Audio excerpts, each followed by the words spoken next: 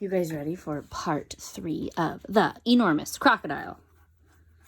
And I listened back, and he has 63 teeth. I kept saying 62.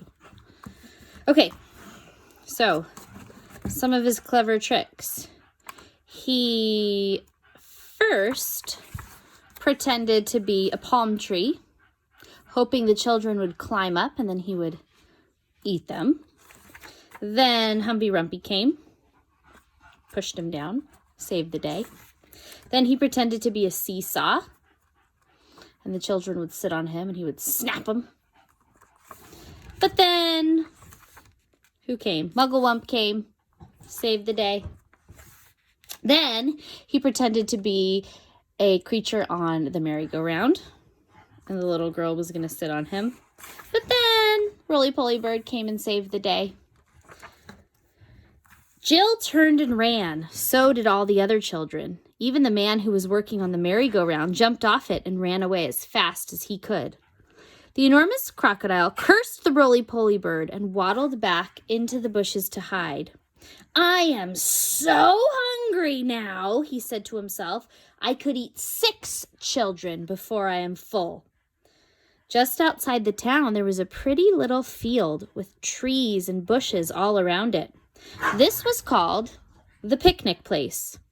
There were several wooden Lola! Oh my gosh, Lola's playing on the couch and she's making so much noise right now.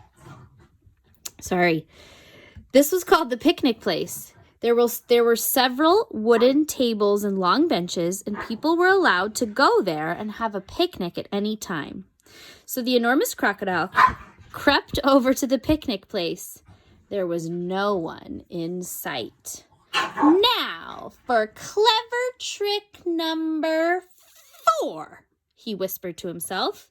He picked a lovely bunch of flowers and arranged it on one of the tables. From the same table, he took away one of the benches, and he hid the bench in the bushes.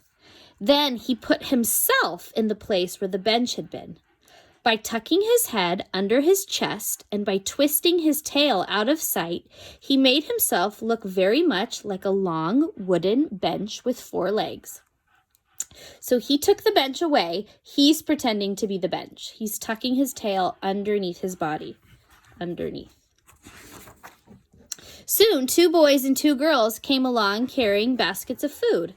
They were all from one family, and their mother had said they could go out to have a picnic together. "Which table shall we sit at?" said one. "Let's take the table with the lovely flowers on it," said another. So let's look. So there's the family. There's Lola barking and playing. There's the crocodile. He's tucked his head under. He's tucked his tail under. He's pretending he's a bench. The enormous crocodile kept as quiet as a mouse. "I shall eat them all," he said to himself. "They will come and they will sit on my back, and I will swizzle my head around quickly, and after that it'll be squish, crunch, gollop." Suddenly, a big, deep voice came from the back of the jungle and shouted, "Stand back, children, stand back, stand back." The children stopped and stared at the place where the voice was coming from. Then, with a crashing of branches, who do you think it is?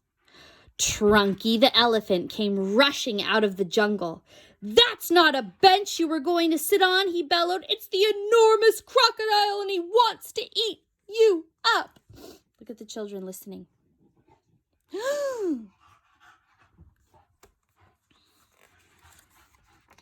Trunky trotted over to the spot where the enormous crocodile was standing, and quick as a flash, he wrapped his trunk around the crocodile's tail and hoisted him up into the air.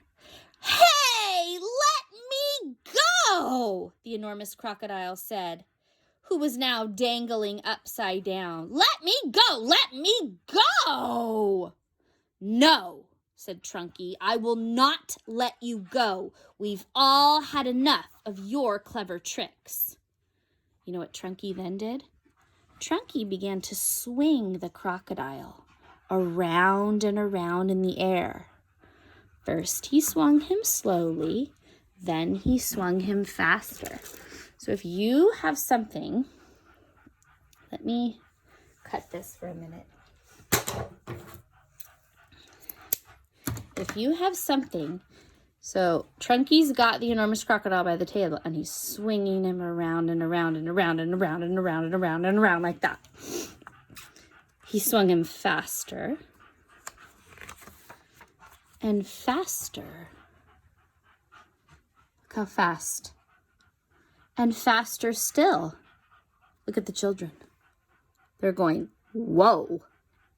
Soon the enormous crocodile was just a blurry circle going round and round Trunky's head, swinging around and around and around and around.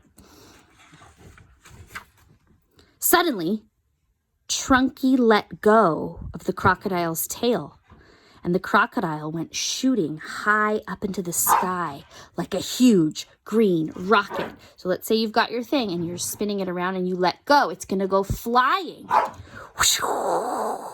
Up, up he went, higher and higher, faster and faster. He was going so fast and so high that soon the earth was just a tiny dot from miles below. He whizzed on and on. He whizzed far into space. He whizzed past the moon. He whizzed past the stars and the planets.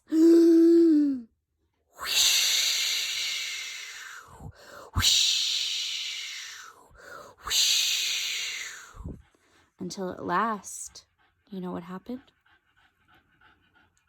With the most tremendous bang. Ready to hear the bang?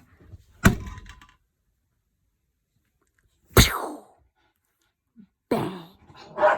The enormous crocodile crashed head first into the hot, hot sun, and he was sizzled up like a sausage. Whoa. The end. That's it. He never got to eat the children. I forgot to tell you that this book was written by a man named Roald Dahl, and he writes so many good stories for kids.